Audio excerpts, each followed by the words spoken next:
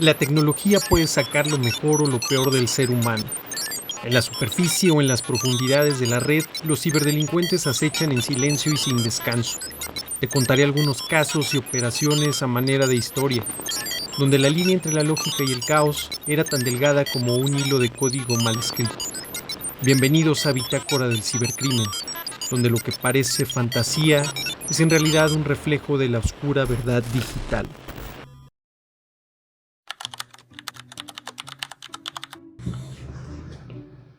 Hola, ¿qué tal amigos? Los saluda Ciberagente. Y para esta entrada de Bitácora del Cibercrimen vamos a hacer un análisis del caso, especialmente con uno de los sucesos que ha marcado este 2026, con un hito de diversos sucesos que han derivado, en muchos temas digitales que tenemos que analizar. Con el parteaguas de que no vamos a emitir algún tipo de postura totalmente personal, todo el análisis que vamos a hacerlo es desde la trinchera totalmente académica y de la parte de investigación que me ha investido desde hace muchos años, especialmente con temas que atañen a la seguridad nacional y a veces son sumamente delicados al estar mencionando en una trinchera mucho más pública. De hecho, déjenme contarles, el domingo 22 de febrero yo me encontraba en un evento deportivo. Estábamos en el selectivo del Instituto Politécnico Nacional, justo apoyando como staff, y de repente, desde primera hora empieza a sonar mi teléfono, con diversas notificaciones relacionadas al tema. Tapalpa es una localidad que se encuentra en el estado de Jalisco, y bueno, ha sido la cuna trascendental de diversos grupos delincuenciales que han estado permeando la estructura mexicana, la infraestructura gubernamental, la infraestructura de seguridad, etcétera, etcétera, que se encuentran presentes, pues, en palabras un poco más reducidas, desde hace muchas décadas. ¿Y qué fue lo que pasó? Entre todas esas 1001 notificaciones, varios de los medios, varios de los periodistas que siempre o casi siempre llegan a pedir algún tipo de opinión, bueno, la verdad es que les limité a decir: primero, permítanme analizar qué es lo que está sucediendo. ¿Por qué? Porque en materia de seguridad podemos vislumbrar una cosa, en el plano geopolítico trascendental otra. Sin embargo, en la parte digital necesitamos hacerlo con pinzas. ¿Por qué con pinzas? Porque en materia digital todo suele ser sumamente volátil. Permítanme enseñarles algunas de mis anotaciones que estuve tomando justo ese domingo. Mientras todo estaba aconteciendo, mientras estábamos por ahí atendiendo un evento, yo estaba con el teléfono en las manos. De hecho, llevaba mi computadora, como siempre, y de ahí empecé a expurgar algo de actividad digital. Reitero, todo va desde una perspectiva totalmente identificativa hacia la parte que no se está viendo. Sí, seguramente varios de los medios están atiborrados de información de qué aconteció, cómo fue el operativo en Tapalpa, qué se suscitó, el lugar de intervención, las cabañas, la influencia e injerencia de Estados Unidos, y etcétera, etcétera, etcétera, sin más. Pero digitalmente hay muy pocas personas que se han atrevido a hablar y con ojo objetivo de todo ello. Yo por aquí tengo mis respectivas notas y bueno, vamos con un pequeño análisis de todo esto. Ok, primero que hay que analizar y resulta sumamente interesante. Vamos a hablar de la inteligencia artificial generativa. ¿Por qué la inteligencia artificial generativa se ha convertido en un ave de tempestades, especialmente cuando hablamos de todo este tipo de temática digital nociva o negativa? Bueno, basta con una pequeña muestra, me atrevo a decir una micromuestra de algunos segundos, con mayor cantidad de tiempo, bueno, se va haciendo perfectible esto para que la IA pueda hacer audios de voz generadas. ¿Qué es algo de lo que se detecta? Horas después del primer operativo, empezó a circular un audio supuestamente grabado por el líder delincuencial antes de fallecer, ¿no? Sin embargo, esto fue totalmente manipulado por IA a través de clonación y todo ello. Segundo punto de la IA generativa, nos encontramos con una cantidad enorme de imágenes hiperrealistas, aquí las tengo en mis manos, algunas incluso viralizaban ciertas partes, como por ejemplo una universidad en León y ciertos aeropuertos que se supone se encontraban en llamas, pero en realidad resultaron ser falsas, creadas con IA, obviamente para generar un pánico masivo y sugerir que el Estado mexicano había tenido una pérdida del control a un Estado totalmente en caos, cosa que en realidad fue motivado o generado por la IA. Videos descontextualizados. Disculpen, sabrán que esto se graba en realidad en vivo para hacerlo lo más íntegro, incluso cuando les cuento sobre los casos, ¿no?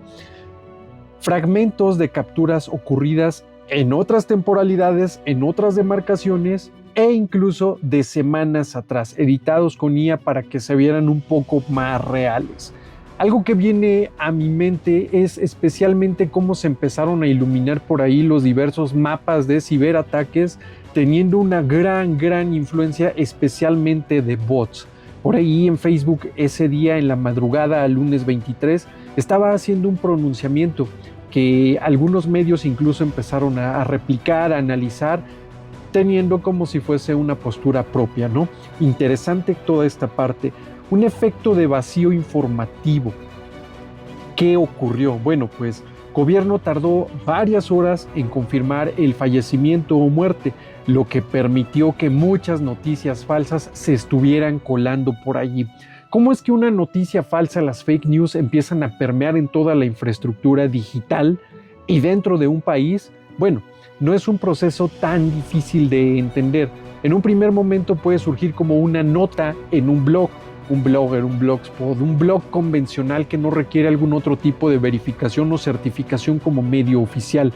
Simplemente con que se vea bonito, un título rimbombante, y de ahí quizá algunas imágenes de IA fueron las que empezaron a dar el parteaguas a todo ello, para que después bots empezaran a hacer réplicas, replicar, compartir, etcétera, lo cual empieza a generar un efecto de desinformación muchísimo más grande.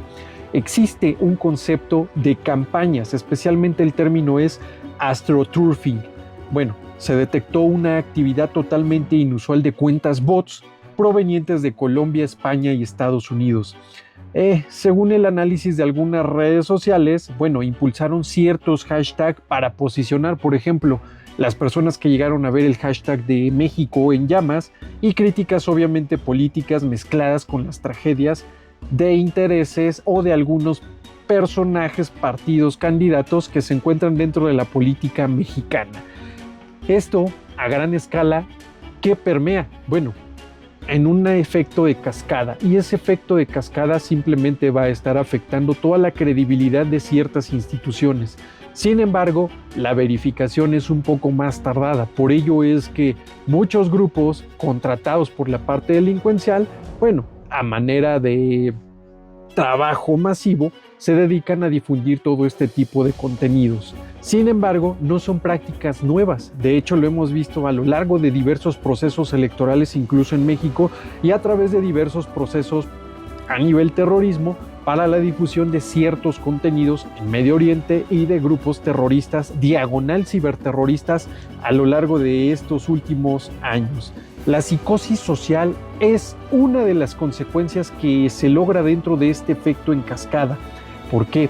Porque al difundir supuestos toques de queda, amenazas, etcétera, un contenido que causa revuelo, bueno, se empieza a generar ese disturbio a nivel social, a nivel psicosis.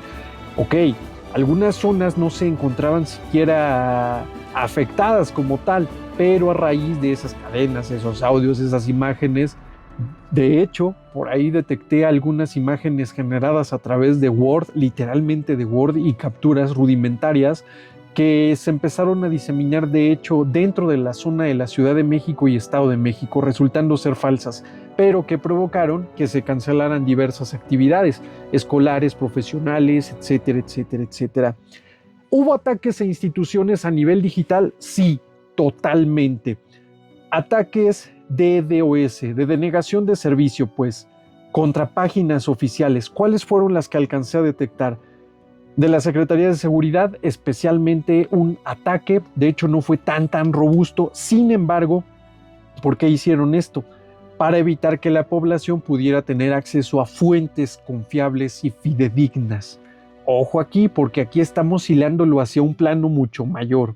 La coordinación criminal, bueno, es una total realidad, no es para nada nuevo, reitero, son conductas que se han venido replicando incluso de ciertos estados que han venido a dar capacitaciones a estas partes nocivas y básicamente lo que se busca es dejar fuera de línea, fuera de comunicación, fuera de control para que se pueda diseminar todo lo que se quiera decir en ese momento y lograr irrumpir disruptivamente en toda la población, generando un pánico. Y bueno, hay por ahí una vieja estrategia digital en donde a veces pesa más la figura de un fantasma, de un fallecido, que de la persona en vida al mando. Este efecto de interpretación a nivel social, bueno, se puede malinterpretar o traducir hacia diversas vertientes de afectaciones. Sigamos un poquito por acá. Dentro de todo esto, estamos hablando también de un monitoreo de al menos 18 meses con la operación concluida y nombrada como Relámpago de la Sierra. Reitero, sin entrar en detalles, basta con que se pongan a leer un poquito de los medios, especialmente para las personas del plano internacional. Y de hecho no fue fortuito, fue un trabajo coordinado desde la parte extranjera y obviamente con cierta presión para que todo esto se llevara a cabo. A pesar de que los grupos delincuenciales utilizan teléfonos cifrados, redes cifradas, mensajería, etcétera, etcétera, etcétera, bueno, la inteligencia norteamericana estuvo monitoreando desde hace mucho tiempo atrás esas microactividades de hasta 30 segundos y a veces, como lo he mencionado, solamente basta un error y ese error fue lo que logró la detección a nivel comunicaciones para lograr el trazado, la triangulación y poder proceder directamente con las siguientes acciones en la madrugada. Estamos hablando de un aproximado de 3 de la mañana, 4 de la mañana, 4:30 cuando se empieza a dar todo, para que al mediodía ya existiese una disrupción totalmente social y marcada generada a través de dos plataformas principales, X, antes Twitter, y TikTok. De hecho, si ustedes van a TikTok en estos momentos, pueden encontrarse una gran cantidad de contenido relacionado o haciendo apología criminal. Y bueno, ni se diga de los opinólogos de X que ahora resulta que son analistas de seguridad nacional. No, esto lo digo a manera de sátira totalmente. Los hashtags dirigidos en menos de una hora estaban ya posicionados. Diagonal Estado fallido, diagonal México en llamas, obviamente con su respectivo denominativo de hashtag. Se volvieron incluso tendencia global. 70% de las interacciones provenían de cuentas creadas en los últimos 3 meses. Segundo tema a analizar especialmente en estas dos redes sociales con lo que me encontré, narrativas cruzadas. ¿Qué pasó aquí? Mientras unos bots difundían que el operativo fue una entrega pactada, otros aseguraban que el líder no había fallecido muerto y que el cuerpo era un doble. De aquí se empezaron a generar algunas de las imágenes que todavía siguen diseminándose a través de grupos de WhatsApp. La infiltración en canales de emergencia fue inminente y de esto creo que no se ha hablado para nada. Hay reportes a nivel seguridad estatal en donde las frecuencias de radio policiales y de seguridad fueron intervenidas con ruidos estridentes y amenazas grabadas. Esto logró inutilizar la coordinación en los primeros minutos de toda la crisis, lo cual, bueno, pues derivó en ciertos escenarios de caos, cierres carreteros, etcétera, etcétera, etcétera. Jalisco especialmente tuvo una parálisis económica de ciertos días, horas, todavía hay por ahí entre silencios, entre vacíos y entre duda y temor ciertas localidades que ni siquiera se han atrevido a salir para retomar sus actividades normales, ¿no? Desafortunadamente la normalización de la violencia a veces permea en diversas escalas a nivel social para lograr afectar incluso a toda la casa. Y a toda la casa me refiero a la persona más grande, la persona que está trabajando, a la persona que lleva el sustento, hasta las personas que se encuentran en edades preescolares. Hay un modelo que teóricamente, académica, doctrinalmente, podemos llamar como modelo de narcodesinformación. Tapalpa estableció el precedente de que los grupos delincuenciales ahora cuentan con unidades de comunicación que operan desde diversos puntos, incluyendo la Deep Web, para lograr manipular la opinión pública. Esto es totalmente interesante. De hecho, estoy ya preparando por ahí un artículo para alguna de las revistas indexadas en donde van a poder encontrar justo cómo a nivel ciberterrorismo y los vacíos jurídicos que existen, se logra un efecto dominó hasta la escala social. Bueno, ahora, ¿qué tenemos que hablar sobre armamentos digitales? No solamente estamos hablando de que las autoridades lograron un decomiso de RPGs, lanzacohetes, ametralladoras antiaéreas, obviamente drones, etcétera, etcétera, sino también hay uso de tecnología para la generación de deepfakes. Me refiero a equipos totalmente dedicados, con tarjetas gráficas, buenos procesadores y obviamente gente que se encarga de manipular todo esto, ¿no? Ahora, los satélites de baja órbita y drones de largo alcance operando a una altura casi invisible, no perceptible para el ojo humano, lograron captar las señales o microseñales que les decía de teléfonos totalmente encriptados, activados únicamente durante 30 segundos. El 21, sábado 21, fue cuando se logró dar esta parte y pie hacia las acciones que en la madrugada derivaron. Literalmente fue tenemos la frecuencia, tenemos las coordenadas, vámonos, y directamente se generó todo lo demás. Estamos hablando de un escenario de guerra digital y de desinformación masiva a través del uso de inteligencia artificial, sí, totalmente, tajantemente sí. La tecnología, bueno, la mayoría de imágenes eran modelos de Sora, obviamente sofisticados, y el movimiento de labios para la generación de deepfakes y las voces clonadas fueron identificados a través de análisis forenses. Sin embargo, todavía hay una mayoría poblacional que cree que todo lo que está recibiendo y viendo en redes sociales es la realidad.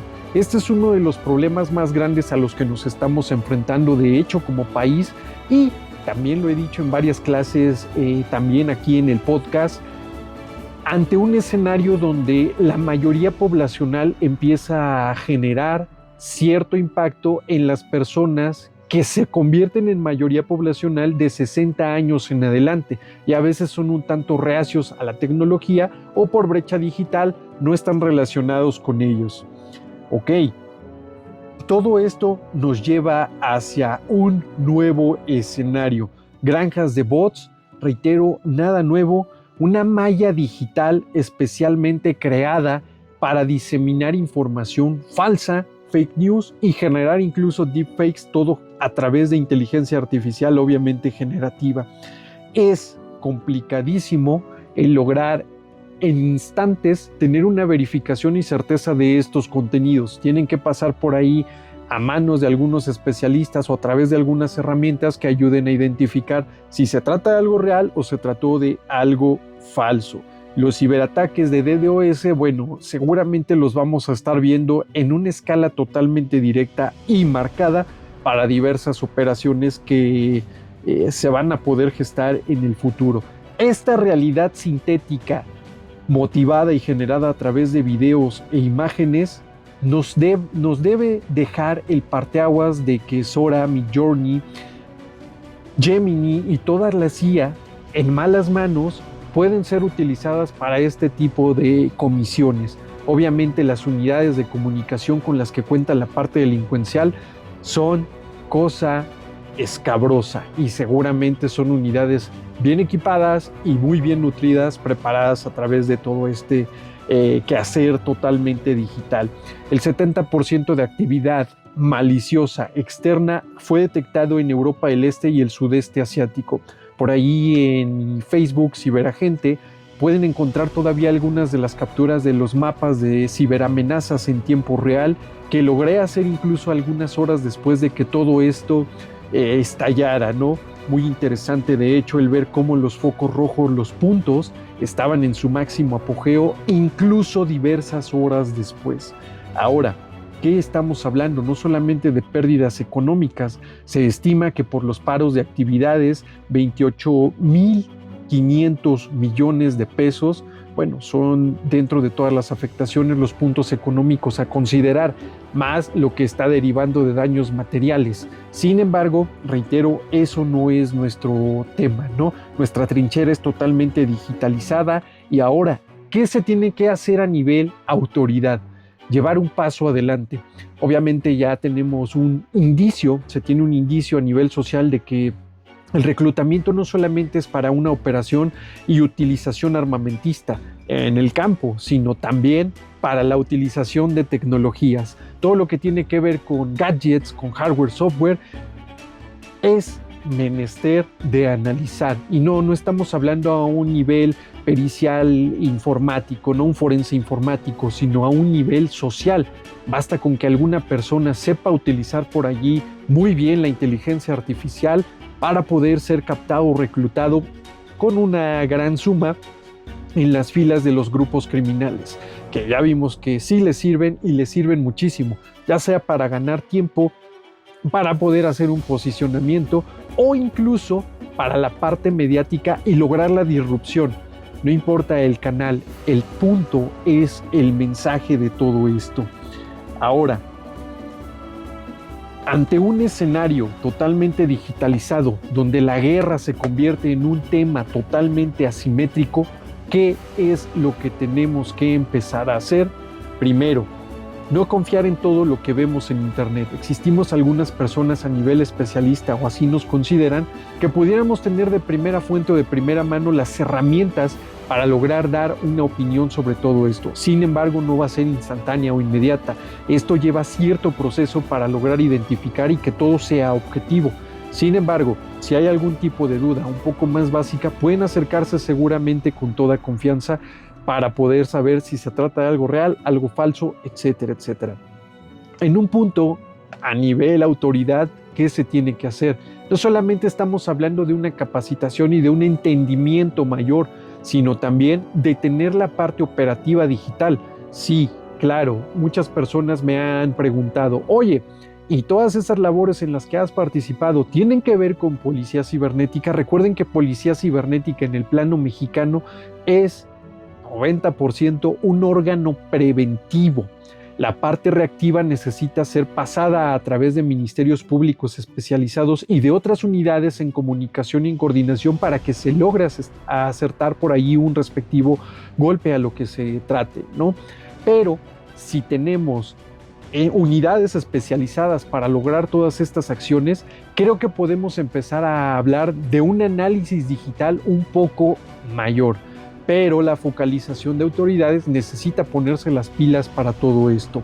Ahora, con todo este análisis, no todo se trata de balas. A veces las balas están codificadas a través de algoritmos, a través de imágenes, a través de videos. Y esto no solamente logra penetrar un chaleco antibalas, sino una mente. Y esa mente necesita un pensamiento crítico y objetivo, no creer y diseminar. ¿Qué es lo que pasa a nivel psicológico con todo esto?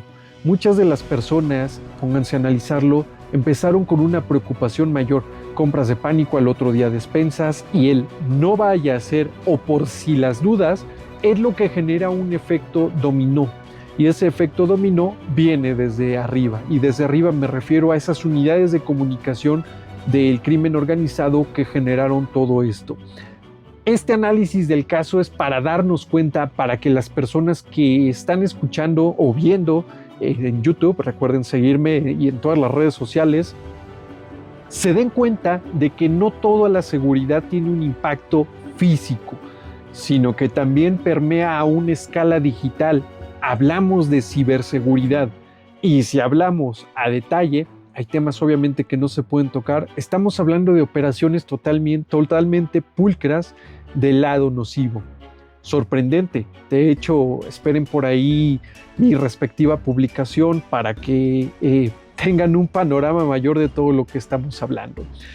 En fin, la entrada de hoy con el análisis del caso ha sido esta. ¿Qué opinan ustedes? Todavía está muy fresco, todavía tenemos por ahí algunas aristas a cubrir, a analizar. Si bien el humano se cansa de estar en la parte operativa, las computadoras no. Y a veces basta con una muy buena programación para que lleven a cabo todas estas actividades, incluso monitoreo. Estamos hablando de una guerra asimétrica a una escala incluso global. Amigos, soy Ciberagente y no me resta más que decirles, recuerden seguirme en todas mis redes sociales. Los comentarios en YouTube y en Spotify están desactivados. Sin embargo, leo todo lo que me hacen llegar. Hay comentarios muy gratos, hay algunas preguntas, todo es bienvenido. A través de mis otras redes sociales.